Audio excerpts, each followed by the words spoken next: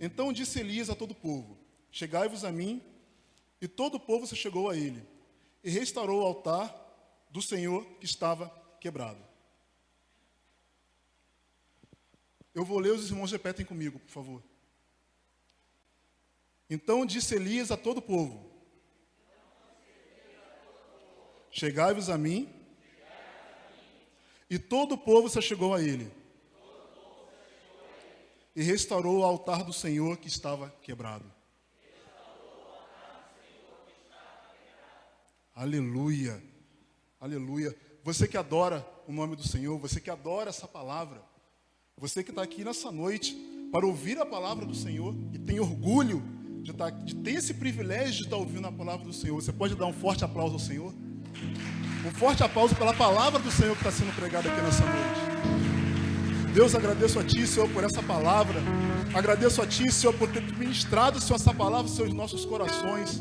E, Pai, em nome de Jesus, só temos a Te agradecer, Senhor, por esse privilégio, meu Pai. Privilégio de ler a Sua palavra. Muito obrigado por tudo, Senhor, em nome de Jesus. Amém. Meus irmãos, a palavra que eu trouxe aqui hoje é uma palavra bem conhecida. A palavra sobre o profeta Elias. É engraçado que o profeta Elias é um profeta que saiu do nada. Quando a gente pega a história de Elias, quando você vai no capítulo 17 desse mesmo livro, você vai ver que já se inicia falando que Elias era um tesbita. A Bíblia não fala da família de Elias, a Bíblia não dá detalhes se Elias se ele era de família sacerdotal, se ele era de família de profeta, se ele era filho de profeta, neto de profeta, mas simplesmente Elias aparece. E Elias já aparece de uma forma tremenda, falando da palavra do Senhor. E fazendo uma profecia extremamente complicada para aquela época. A Bíblia diz que Elias, ele profetiza uma seca. Ele profetiza uma seca para o povo, sendo que aquela seca não foi uma seca simplesmente natural, conforme nós vimos hoje. Aquela foi uma seca espiritual, de cunho espiritual. Elias, ele chega naquele local, ele chega diante de Acabe para fazer aquela profecia, mas as palavras que ele usa são palavras vindas de Deus. Sendo que, mas por que aquilo tudo aconteceu? Por que aconteceu essa palavra e aconteceu essa seca que todos nós já conhecemos, essa passagem? Vamos tentar contextualizar um pouquinho. Elias, ele se casa com Jezabel. Jezabel é filha de Etibaal, um homem ruim, um homem perverso. E Elias e Acabe se casa com essa mulher. Sendo que essa mulher é uma mulher que ela tem outros tipos de costumes. Ela não é uma mulher da tribo de Elias, da tribo da qual Elias fazia parte. Ela era de um povo estranho. Ela, sendo de um povo estranho, de um povo distante, ela tinha suas crenças, ela tinha sua forma de viver. E desde a sua infância, ela aprendeu o seguinte, que ela deveria adorar a Baal. Quem era Baal? Baal era o senhor deles, era o Deus da fertilidade. Então Jezabel, ao se casar com Acabe, ela veio, automaticamente o que ela fez? Ela trouxe todos os seus costumes. Assim como muitas das vezes nós fazemos. Você chega num determinado local, você se sente um pouco estranho. Porque você tem os seus costumes, você chega lá, você vê costumes completamente diferentes. Assim como muitas vezes você chega em outro estado, só em você chegar em outro estado já é diferente. Eu lembro uma vez que eu fui em Minas. Cara, quando eu cheguei lá, que eu comecei a conversar com as pessoas, eu percebi que era algo diferente. Há pouco tempo eu fui em Porto Real, aqui perto de Resende. Eu chegando lá, um deserto absurdo, ninguém na rua, as pessoas passando de bicicleta, todo mundo te dando um bom dia. Eu comentando, poxa, aqui é tranquilo. Não, aqui está agitado a beça. Se eu vi 3 carros foi muito. Falei, cara, eu moro em Niterói, você não tem noção de como que é Niterói. Então, Jezabel chegando se casando com o rei Acabe, ela trouxe todos esses costumes. E um dos costumes que ela trouxe foi o quê? Adoração a Baal. E o que acontece? O povo, mediante aquela rainha, o povo começou a não adorar apenas a Deus. O povo começou a também adorar a Baal. Aonde entra aquela palavra, por que cocheareis entre? Ou adoram a Deus, ou adoram a Baal. Então o povo estava diante de uma situação complicada. Eu tenho uma rainha e eu tenho um rei. Sendo que os dois, eles estão voltados para Baal. Eles estão adorando a Baal. Enquanto eu aprendi que nós devemos adorar apenas o Deus Todo-Poderoso. Na minha infância já ouvi histórias sobre Moisés, sobre Abraão. Eu ouvi isso tudo, Isaac, Jacó. Sendo que hoje eu tenho uma rainha que manda eu adorar a Baal. E agora, o que eu faço? Eu permaneço firme ou eu começo a cochear entre os dois pensamentos? E vem Elias. E Elias traz essa profecia, que mediante a sua palavra não cairia chuva nem orvalho do céu. E a Bíblia vai dizer para a gente que foi uma situação terrível, uma situação muito ruim, a qual o próprio Senhor Jesus Cristo ele testemunha sobre isso. Vamos abrir lá em Lucas 4, 25.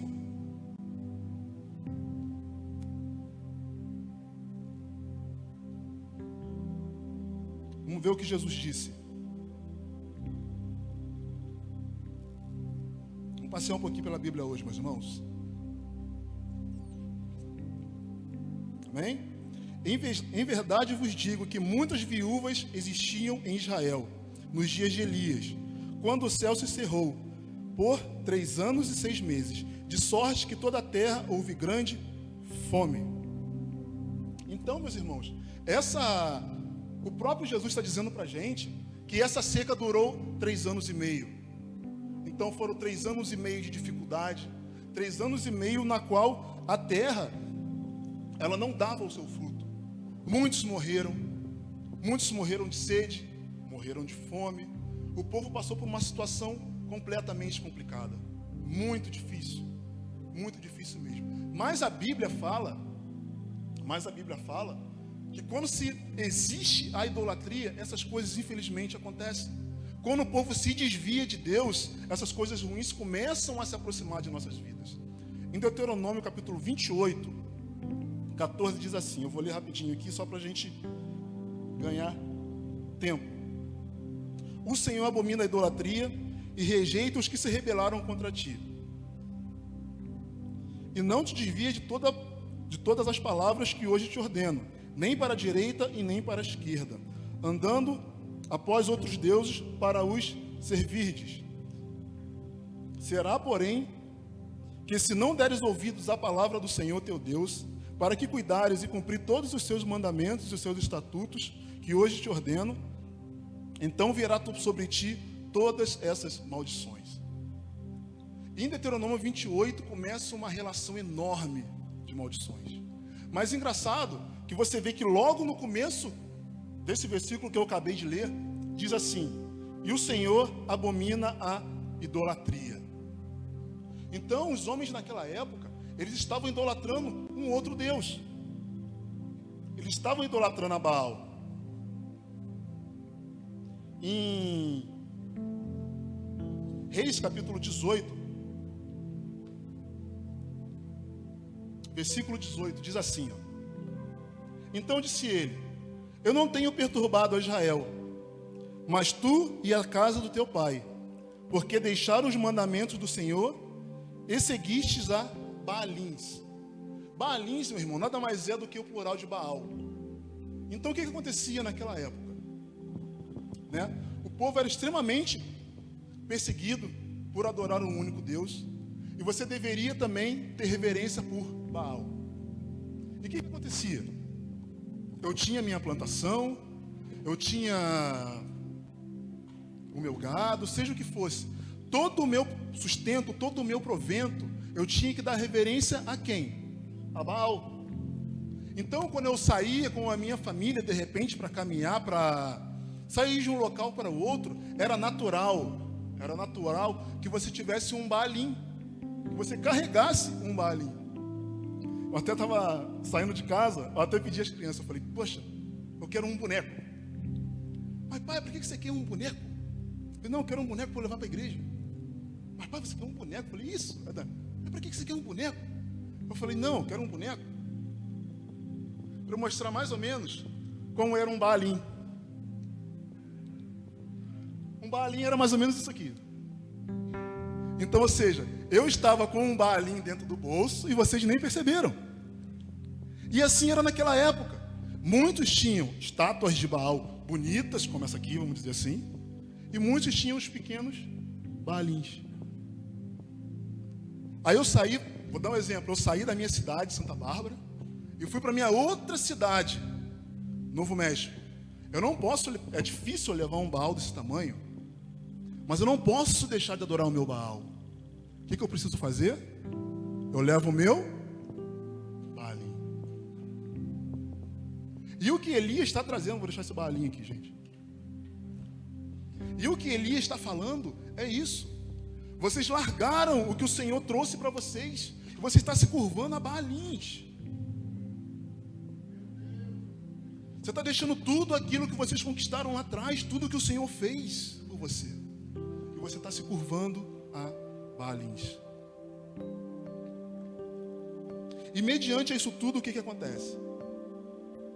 Vem essa profecia de Elias. E o povo começa a passar toda essa dificuldade. Simplesmente por quê? Porque estavam cocheando entre dois pensamentos. Mas se eu não adorasse a Baal, o que poderia acontecer comigo? Se eu fosse pego por um soldado de Jezabel, se eu tivesse um Baalim junto comigo, estava tranquilo. Porque eu estou demonstrando, olha só, o mesmo Deus que a rainha adora, eu também adoro, tá? Olha o Baalim aqui, ó. Aí o soldado ia embora, o que eu fazia com o meu Baalim? Eu pegava o meu Baalim. Ih, mas não é Baalim, não gosto de Baalim, não. Senhor, meu Deus, meu Pai, Senhor Todo-Poderoso. Ou seja, eu estou cocheando entre dois pensamentos. Eu não estou dando a glória merecida para Deus. Eu estou simplesmente me adequando à situação que estou vivendo naquele momento. E quantas vezes, meus irmãos, a gente acaba se adequando àquela situação que a gente está vivendo.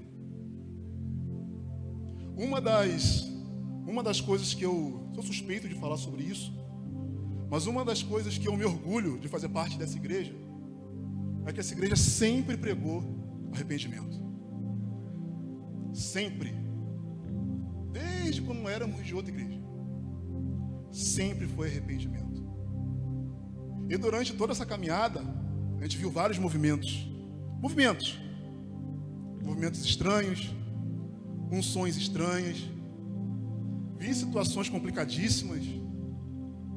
Vi unção do leão, vi unção do cachorro, unção da águia e vários tipos de unções que veio. Aí faziam reuniões, não porque isso deu certo no lugar tal. A determinada igreja fazia a mesma coisa.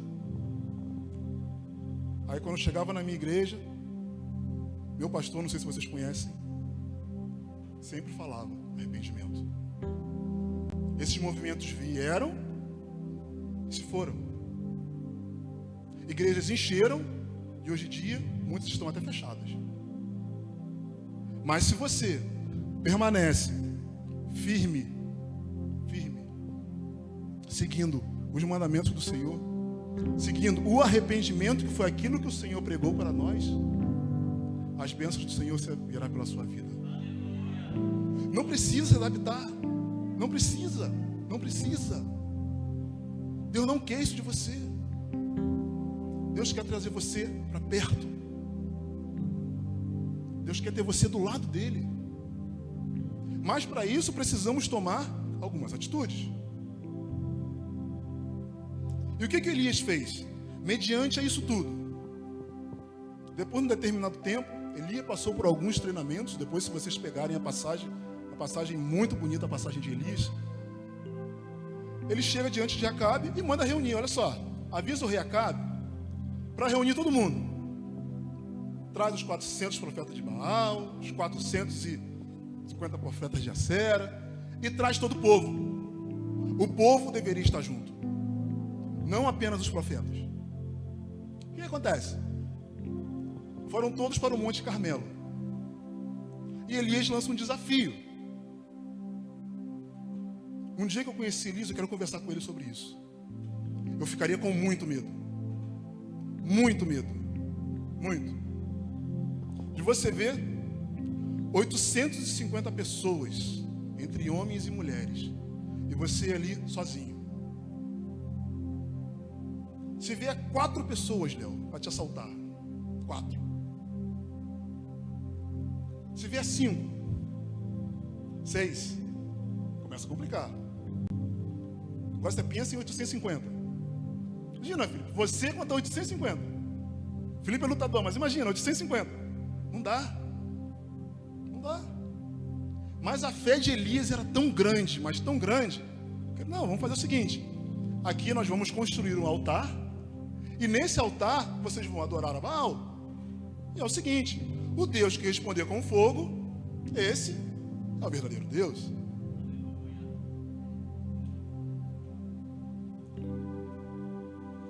O nome Elias significa Iavé é o Senhor. Gravem isso. Iavé é o Senhor. E Elias foi, chamou todos eles, e eles começaram a fazer sacrifícios. Começaram a se bater, começavam a clamar: Baal, Baal, Baal, Baal, Baal. Nos responda com fogo, Baal. Creio eu. Que de repente alguém fala: olha só, eu estou sentindo algo diferente. Eu acho que agora que Baal vai responder. Vamos clamar mais, vamos clamar mais. Eles clamavam Baal. Eles clamavam Baal. E a Bíblia fala que esses profetas, eles comiam da mesa de Jezabel. Ou seja, enquanto o povo lá fora estava passando fome, os profetas de Baal eles estavam na mesa de Jezabel, comendo do bom e do melhor. É assim que acontece, meus irmãos, quando seguimos falsas religiões. Enquanto eles estão lá, andando de carrinho do ano, comendo em vários restaurantes, o povo está ali, sofrendo, passando por dificuldade. E era a mesma coisa que acontecia naquela época. E eles estão lá no Monte Carmelo, clamando. A Bíblia diz que chega por volta de meio-dia, Elias começa a zombar. É tipo assim: ué, vocês não falaram que Baal era Deus? Olha, clama um pouquinho mais alto. De repente Baal está conversando com outros deuses. Ou então, Baal pode estar dormindo. Ele começa a zombar dos caras. Começa a zombar. Diante de 850 profetas, com mais o povo. Então imagina a quantidade de pessoas que estavam ali. E eles foram pensando o seguinte: é hoje que a gente mata esse cara. Cara, vamos pegar esse Elias, vamos esfolar ele vivo. Vamos cortar a cabeça assim. Vamos pensar na pior morte possível para esse cara. Porque as mortes naquela época, elas eram feitas para quê? Para intimidar o povo. A morte de Jesus foi para intimidar o povo. Foi profecia, amém, foi profecia. Mas a crucificação, a via dolorosa, Jesus carregando tudo, aquilo era para quê? Era para mostrar para eu e para você: olha só, se você seguir o que esse camarada está falando, vai acontecer a mesma coisa contigo. Era para isso. Então eles estavam ali com esse intuito: olha só, é hoje que a gente prova que Baal é Deus, e é hoje que a gente mata esse tal de Elias. Só que Elias, cheio de unção, cheio da presença de Deus, Elias começa a zombar.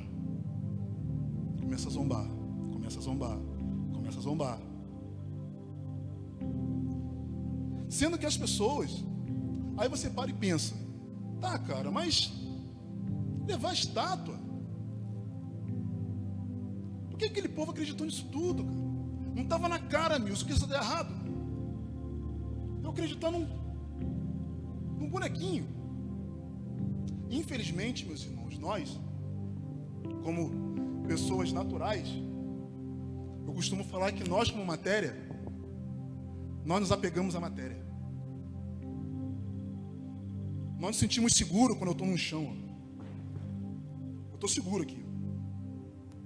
Já caíram num lugar alto, que você não tem onde se segurar? Te dá um desespero, não dá um desespero? É assim. Aí muitos pegam, infelizmente, sou igual a Tomé. Preciso tocar. Preciso ter alguma coisa para que eu possa crer. Preciso ter alguma coisa. Se eu não tiver nada, é complicado. Não, mas a sua fé. Cara, mas a fé eu não vejo. Mas a fé eu não vejo. Mas bem-aventurados que não viram, mais creram. E quando você vem para a palavra de Deus, lá em 1 Coríntios, capítulo 2, versículo 14. Gente, quem quiser me acompanhar, vamos ler um pouquinho a Bíblia hoje. Diz o seguinte: ora, o homem natural não compreende as coisas do Espírito de Deus, porque ele parece loucura, e não pode entendê-las, porque elas se discernem espiritualmente. Mas o que é do Espírito discerne bem tudo, e ele de ninguém é discernido, porque quem conhece a mente do Senhor, para que possa instruí-lo? Mas nós temos a mente de Cristo. Aleluia! Glória a Deus! Glória a Deus! E nós servimos um Deus de coisas impossíveis. Se nós servimos um Deus de coisas impossíveis, para que a gente vai se apegar a coisas materiais? Para que nós vamos começar a ter Baalim? Tá, Frank, mas poxa, mas eu não tenho Baalim nenhum na minha casa. Mas muitas das vezes eu substituo o Baalim por um celular. Talvez o meu celular é meu Baalim. Que eu não posso ir. Antes eu não poderia andar sem um celular. Vou usar o celular como exemplo. Por quê? Porque eu tenho que falar com a minha família. De repente acontece alguma coisa com o Biel e eu estou na rua. Aí daqui a pouquinho já não é mais só para falar com a minha família. Daqui a pouquinho já está do meu lado na hora do almoço. Vou almoçar, calma aí, vou almoçar. Não, peraí, vou almoçar, peraí. Esqueci a água, esqueci o refrigerante. Cadê o celular? Tem que pegar o celular. Eu boto o prato e o celular ali do lado. Aí estou almoçando, estou comendo alguma coisa e o celular. Eu vou no banheiro. Cara, estou apertado, vou no banheiro. Antes de ir no banheiro, calma aí. Eu tenho que aproveitar esse tempo que eu estou no banheiro. Cadê o celular? É o celular para o banheiro. Vou pegar um ônibus. Talvez esqueça até a passagem, mas não esqueço o... Está tomando o primeiro lugar na nossa vida. A gente está dividindo a nossa adoração. Estamos cocheando entre dois pensamentos, não mais com Baalins, mas muitas das vezes com um simples celular, que eu estou usando como exemplo, tá, gente? Ou com uma rede social. Posso falar abertamente de rede social, quando não tem rede social de ninguém. Então eu sei que não estou atacando ninguém. Eu tenho, não. Olha, eu vi alguma coisa escrita, meu Deus, eu tenho que comentar aquilo ali de qualquer forma, porque... E Deus chamou para quê, meu irmão? Vai de fruto. Esquece, não, isso é bobeira, esquece isso, cara, vai de fruto. Prega a palavra de Deus. Sai dessa discussão idiota, não vai te levar a lugar nenhum. Então, muitas das vezes, Deus quer isso de nós, meus irmãos. Talvez nós deixamos nos desviar por bobeira. A gente se afasta de Deus por bobeira. E naquela época, o que acontecia com aquele povo era muito mais sério. E olha o que aconteceu com eles. Entende por que muitas das vezes o céu se cerra na nossa vida? Como do nada, caramba. Parou tudo. Está vindo uma dificuldade enorme. Tudo bem que existem provações. Mas a gente, Senhor, as coisas não andam, meu Pai. Estou cansado. Senhor, transforma essa situação na minha vida.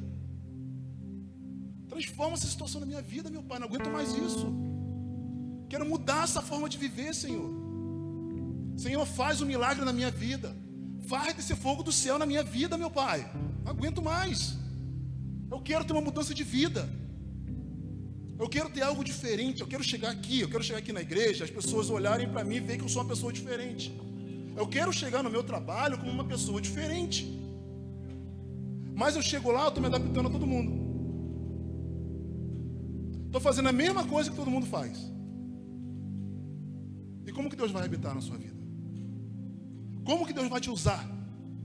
Como que Deus vai transformar a sua vida se você está se adaptando assim como aquele povo se adaptou?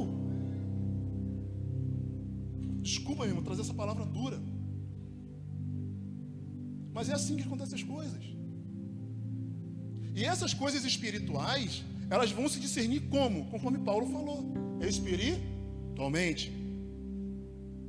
Então Elias está lá, zombando do povo. Daqui a pouquinho parou. Olha só, chega. Vocês não conseguiram. Vocês estão todos machucados. Que eles tinham esse hábito de se autoflagelar. Agora é minha vez. É o seguinte. Preciso de 12 pedras. E essas pedras, elas tinham um detalhe. Elas não poderiam ser pedras lavradas. Quando a gente vai lá em Êxodo, capítulo 20, vou adiantar aqui por causa do horário, pessoal. Se me edificares um altar de pedra, não fareis de pedras lavradas, porque se lavrares sobre ele o cintel, vos estarei profanando. Êxodo capítulo 20. O que era um cintel? Cinzel, não é melhor dizendo?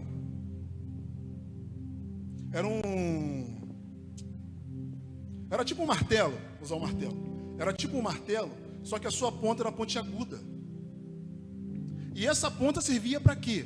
Para você ir lá na pedra e conseguir cortar ela bonitinha. Então, se você quisesse fazer uma pedra redondinha ou quadrada, você utilizava esse tipo de ferramenta. Só que, para você erguer o altar de sacrifício para o Senhor, você tinha que pegar uma pedra bruta, uma pedra natural. Já viu quando você vê aqueles templos em Israel, que você vê tem aquelas pedras enormes, toda quadradinha, bonitinha?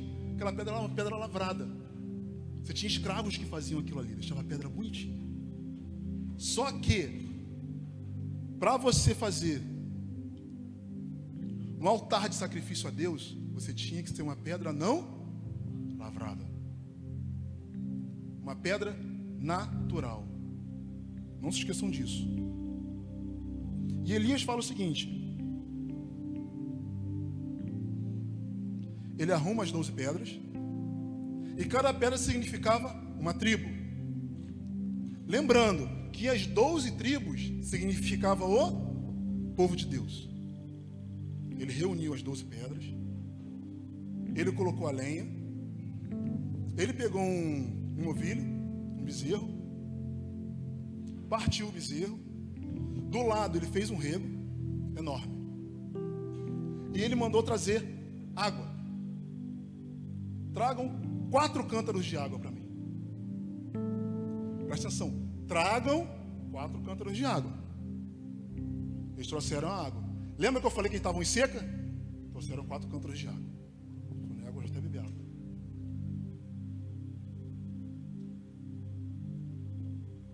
Joguem sobre o novilho. Eles pegaram e jogaram. Façam isso pela segunda vez. 4 mais 4? Segunda vez. Façam isso pela terceira vez. 4 mais 4? 4 mais 4? Mais 4? 12. Cada jarro para cada tribo. Cada jarro de água estava lavando o pecado de cada tribo. O que significa água na Bíblia? Purificação. Lavagem. Então o que Elias estava fazendo? Ele pegou, olha só, essas pedras aqui, ó, representam vocês. Primeira coisa que eu tenho que fazer, eu tenho que ajeitar o altar. Com pedras não lavradas. Quem é o povo de Deus hoje?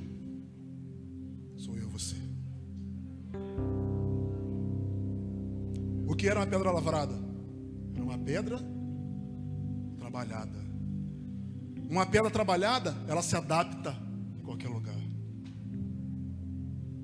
Uma pedra natural, não. O que a palavra de Deus está falando para mim e para você hoje? Deus quer você do jeito que você é. Você não precisa se adequar. Não precisa. Deus quer o seu altar o quê? Purificado. É isso que Deus quer para nós. Então o que Elias estava fazendo? Ele, gente, olha só, olha o que, prestem atenção no que eu estou fazendo. O que significa a palavra Elias? Que eu falei no começo? Yahvé é o Senhor. O que ele fala para o povo? Vou até pegar aqui de novo, gente. Achegai-vos a mim. O que significa a palavra Elias? Achegai-vos a Deus. Quando ele fala achegai-vos a mim, ele está falando, povo, se achega ao Senhor. Se achegou ao Senhor, como? Lavrado? Não. Do jeito que você está. E muitas das vezes nós pensamos ao contrário.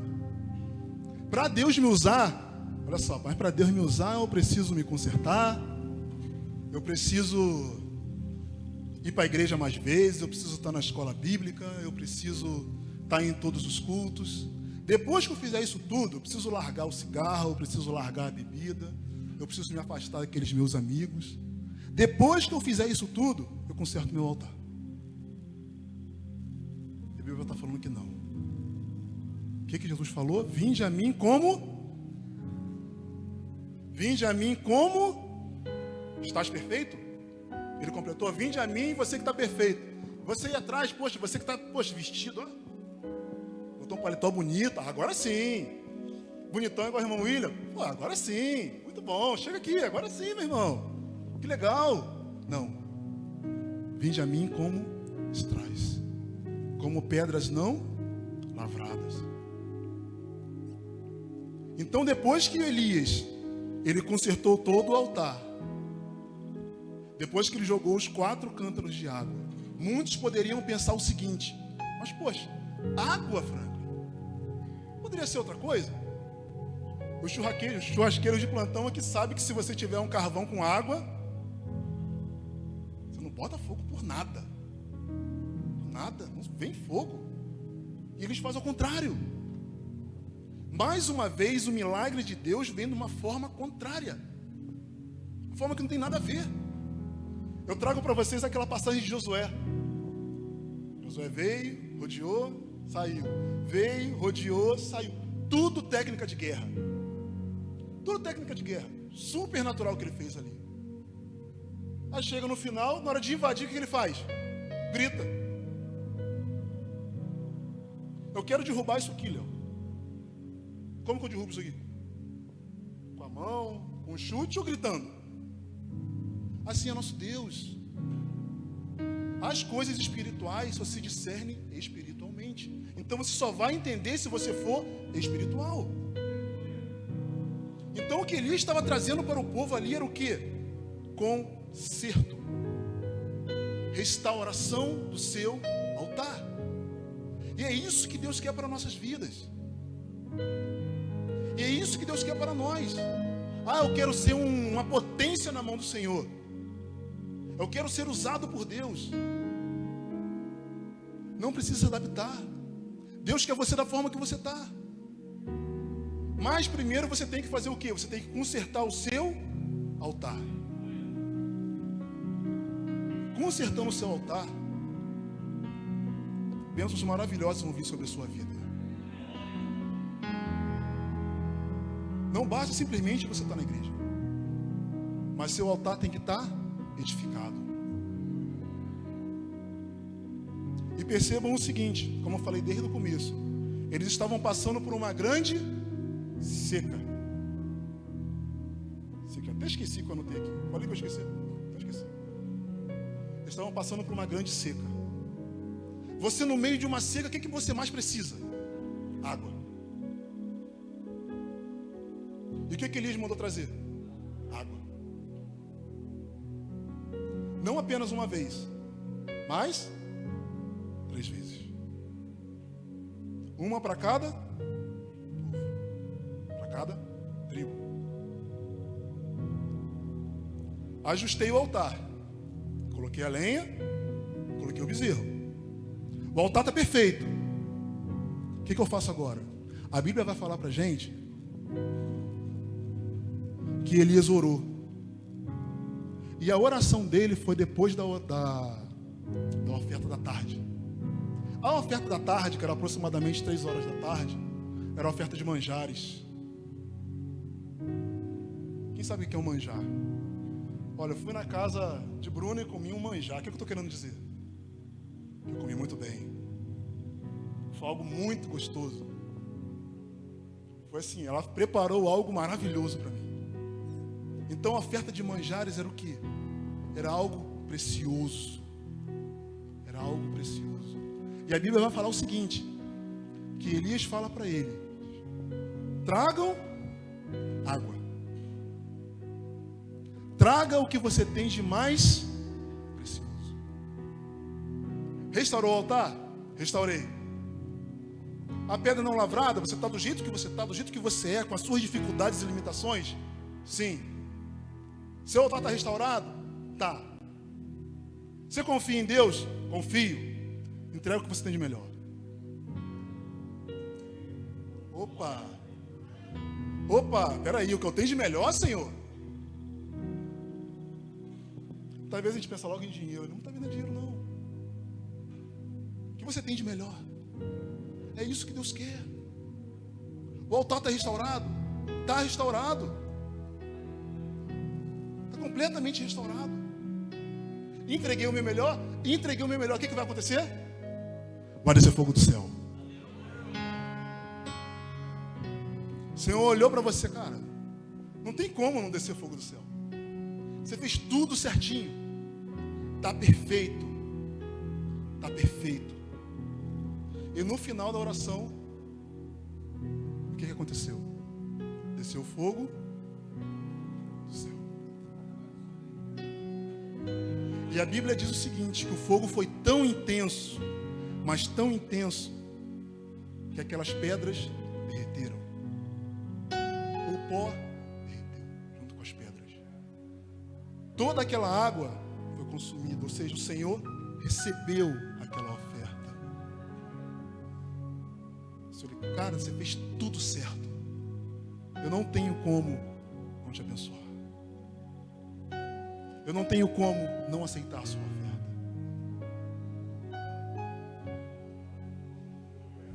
Então, para que haja o milagre de Deus na nossa vida, primeiro, conserte o seu altar. Consertou o seu altar? Entrega o seu melhor. Qual é o seu melhor? Ah, Senhor, o meu melhor é cantar. Cante. Não para as pessoas verem. Não para de repente o pessoal lá no trabalho ver. Mas cante para adorar a Deus. E quando eu falo em cantar, parece, não, ele está falando do pessoal do louvor. Não, estou falando para nós, na nossa casa. Quando ninguém está vendo. É isso que Deus quer de nós.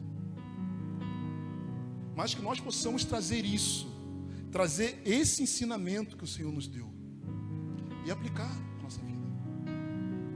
É o que nós mais necessitamos. E ontem eu estava até brincando um pouco com o meu amigo Eduardo, com o Luciano, que não foi a primeira vez que Deus respondeu com fogo. Deus havia respondido com fogo outras vezes. E eu também não sabia. Falei, Senhor, mas o Senhor fez cair fogo do céu. Eu coloquei lá, falei, cair fogo do céu. Fui pesquisar. E eu encontrei. Alguém sabe quem fez cair fogo do céu também? Através de uma oferta? Ih, Jesus. Bem. Próximo... 1º domingo de outubro, estamos voltando com a nossa EBR. Amém? Quem pode dar glória a Deus? Vamos lá em 1 Crônicas, capítulo 21, 26. Para mim também foi uma surpresa quando eu li isso daqui.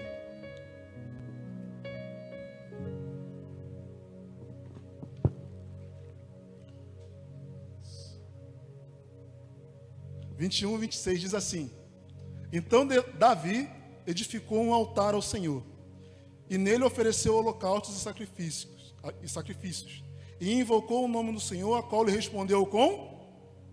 De onde? Sobre o altar do holocausto. Continuando o quiz bíblico. E quem foi o segundo?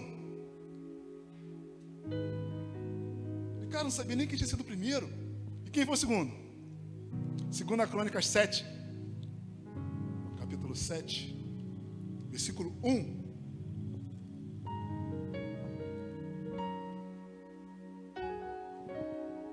Estamos acabando, meu irmão.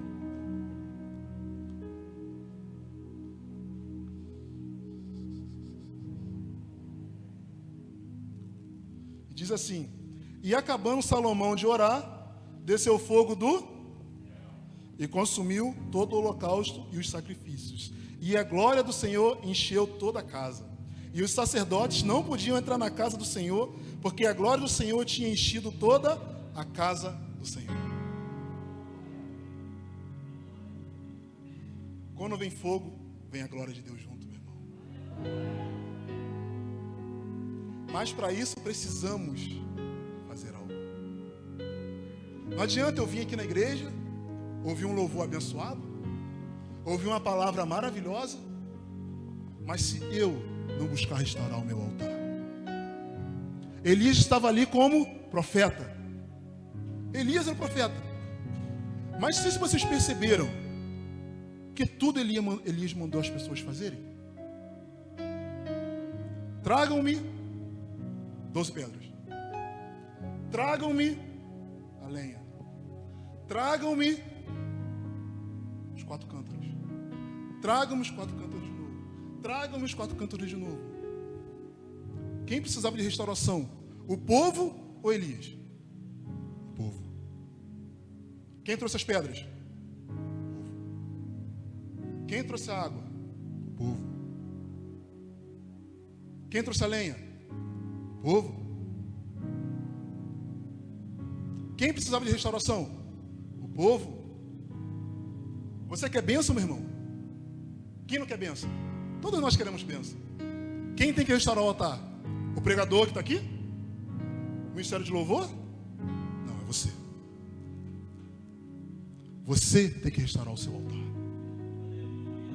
Fazendo isso, o fogo de Deus já vir sobre a sua vida. A conta é simples e fácil. Então Elias, ele traz todo o ensinamento para nós, de como nós devemos agir, para que a glória de Deus venha sobre as nossas vidas. Já encerrando, meus irmãos.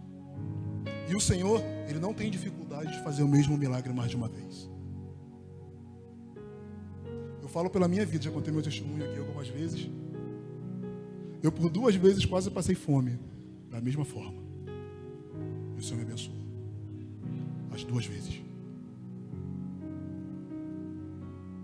A multiplicação dos pães foram feitas quantas vezes? 2. Pesca maravilhosa?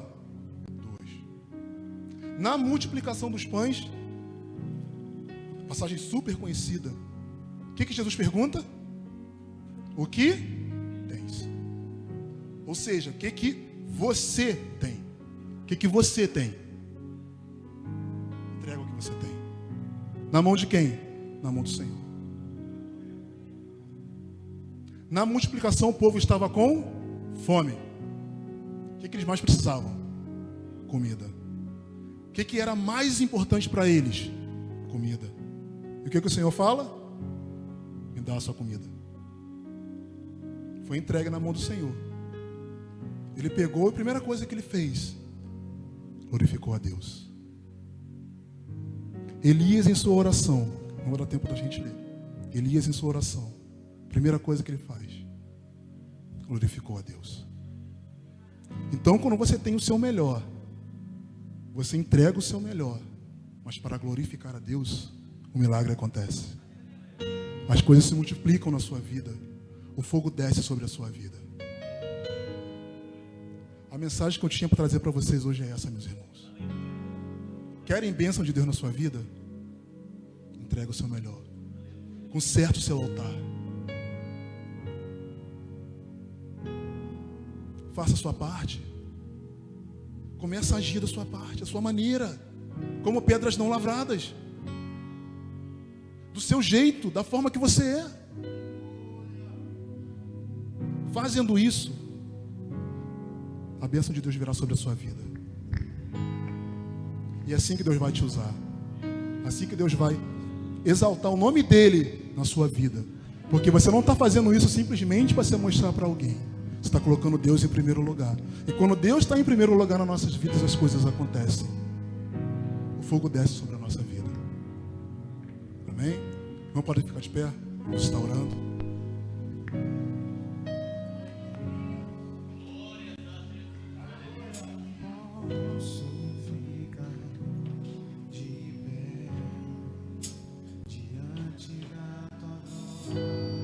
Aleluia.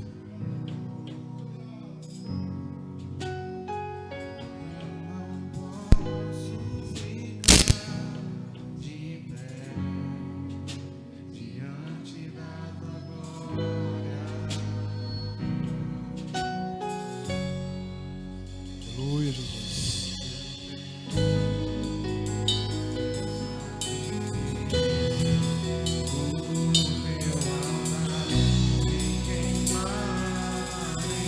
Glória a Deus.